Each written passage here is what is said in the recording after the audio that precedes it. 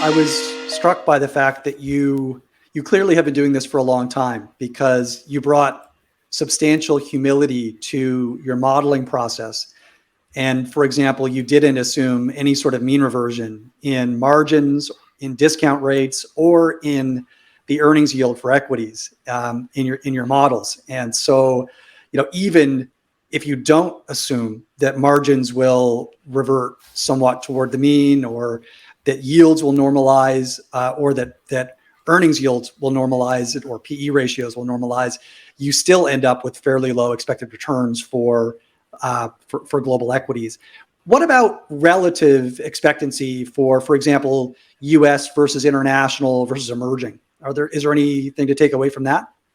Oh, So U.S. equities have for many years now looked like the most expensive one, and they have kept outperforming. So I think it's just one more case of how contrarian strategies, whether you think of market direction, country allocation, stock selection, contrarian strategies had a pretty sad decade, which, by the way, makes me think that it's again dangerous to extrapolate that lesson looking for the next 10 years, because if anything after that period, things can go the other way. Anyway, so very extreme relative valuation between US and the rest of the world right now. But that story could have been told a few years ago, and you would have sort of drawn the wrong lessons. I think there are good stories of why US should outperform. So like intuitively, there's this idea of US exceptionalism or so. That would be, you've got the rule of law, you have got the entrepreneurial spirit, tolerance of failure, and so on. They all, business-friendly policies, I think they all are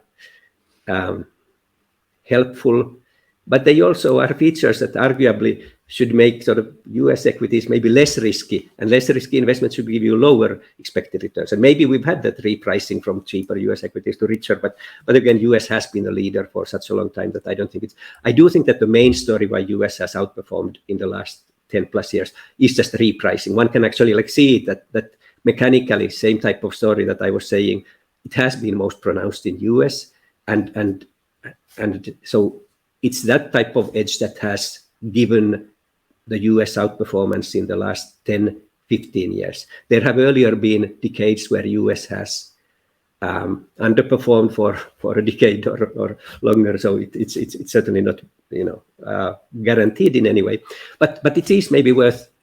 Last thing I say here is there is this great Dimson-Mars Staunton history of 120 years of equity returns, and in that one, they compare different countries. They find that US outperformed non-US world by 2% over this long per annum over this long history, and pretty much all of that 2% for that long history came from faster dividend growth in US. So it wasn't for that history. It wasn't repricing or so. So I think like there has been really something strong. Maybe it can be a success bias that US was the country of the 20th century and so on. But so that was the main edge for the long history. But more recently, it hasn't been that type of edge. It has been just that it has been repricing to more expensive levels, which I think does store some trouble for the future. Right. So doubling down on this theme, I do see it argued quite frequently that because U.S. companies derive such a high proportion of their revenues from international operations, that an investor can get enough international exposure by owning, for example, the S&P 500, that they may not need to diversify directly internationally. How do you hold on that view? Yeah. Actually, that reminds me something I've always been curious about. That Mr. Passive Jack Bogle and Mr. Active Warren Buffett both shared this view.